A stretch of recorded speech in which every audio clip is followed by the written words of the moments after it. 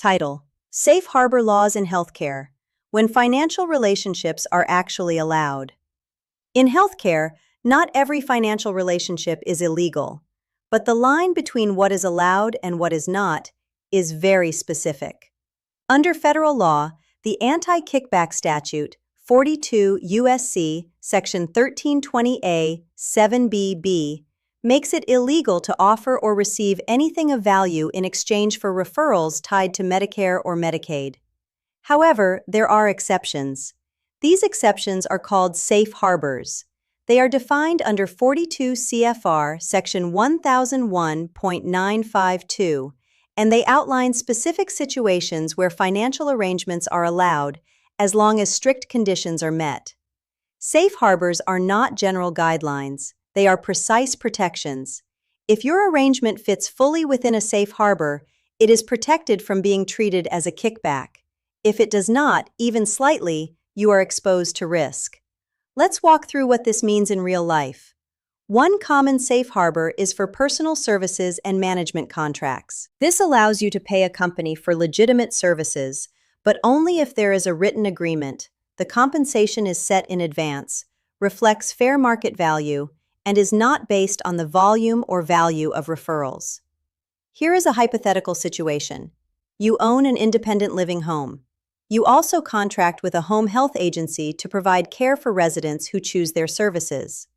You pay that agency a monthly fee to provide educational sessions for residents about available care options.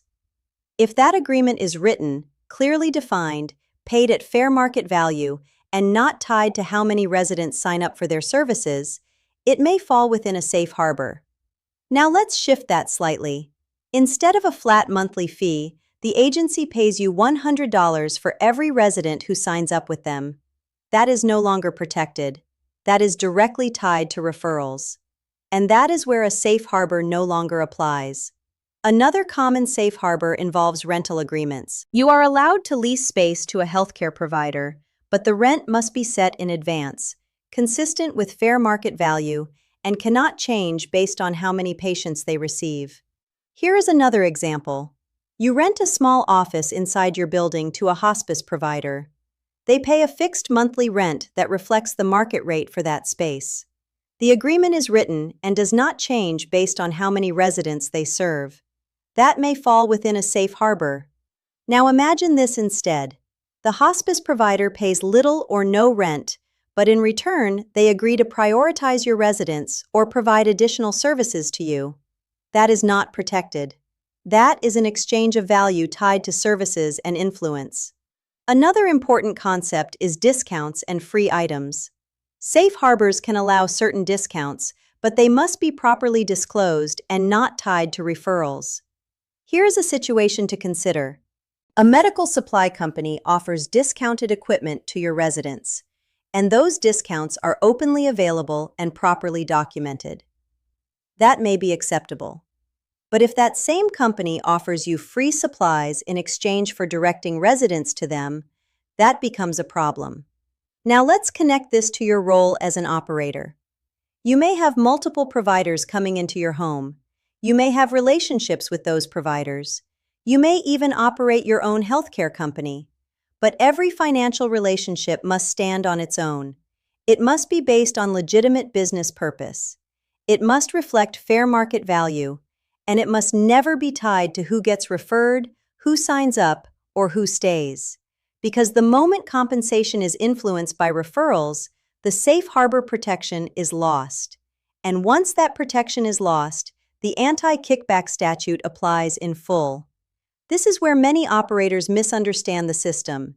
They believe that as long as there is a contract, they are protected. But a contract alone does not create compliance. The structure of the agreement is what matters. The intent behind it is what regulators examine, and the outcomes it produces are what investigators follow. So how do you stay within safe harbor? You document everything clearly. You set compensation in advance. You ensure all payments reflect fair market value.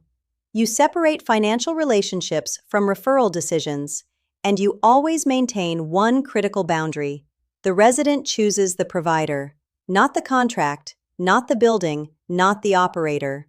Safe harbors exist to allow legitimate business relationships, but they do not allow influence over care decisions, and they do not override freedom of choice. When used correctly, they protect you. When misunderstood, they expose you. And in healthcare, that difference can define whether you are operating safely or operating at risk.